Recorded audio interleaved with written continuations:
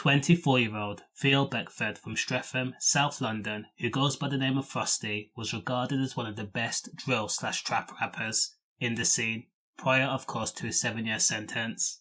Now what separated himself from other drill rappers was the fact that Frosty was known for talking about the intricacies of his reality. For example, using a presser to compress powder, working 24-hour shifts, 3 phones, how to turn 2 into 4, put all those together and you have you know what.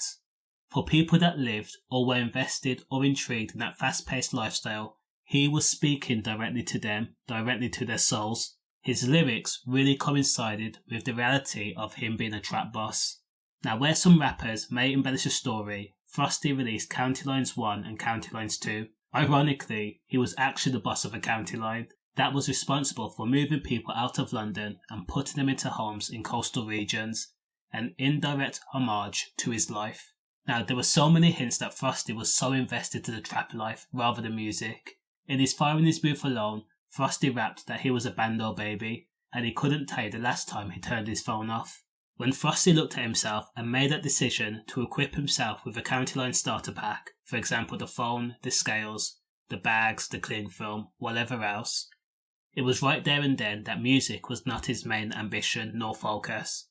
Think about this. Spotify on average pays 0.4 pence per 10 streams. That means on average an artist is making roughly £4 per 1,000 streams, if you're lucky. Now weighing half a gram on a scale and investing in bulking agents is way more profitable and easier than paying for studio time, paying for an engineer, a mixer, and then forking out thousands of pounds in order to produce a music video.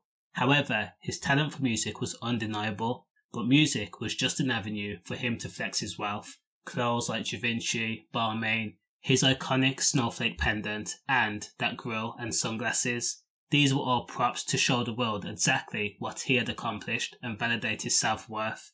These were trophies essentially. He needed fans to acknowledge him, go into comment sections on YouTube or Reddit and say things that would inflate his ego, that made him feel like everything he was doing was worthwhile. Even his solicitor explained that Frosty was looking for validation, so much so that he still committed crimes when he was on license. Once you become an artist, you're self-employed, and that means tainted money that comes in, ripped banknotes and coins can be cleaned up through the purchase of hire cars, studio sessions, clothes rentals and cameramen, and even into paying for music advertisements.